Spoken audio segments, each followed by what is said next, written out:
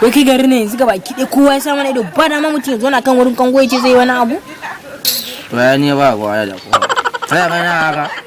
Yanda nake haka nake. Ba kowa da kowa. Kowa na sha kowa ban sha ba. Ha ba dan Allah. Ni yanzu ne. Oh ba. Dan ba ne kuma fiska din nan ma dan a. Ni yanzu ne taji na dai bai kai 100% ba dai ina nan abin ne. Ai ba ni na ma.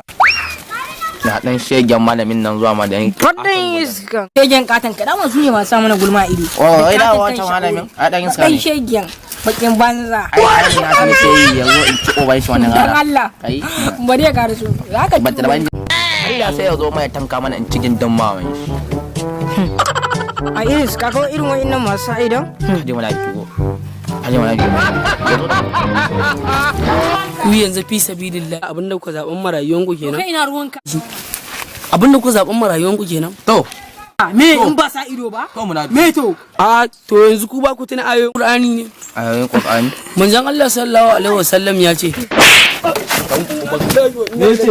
Dan Allah ku ya ku. Yanzu ina neman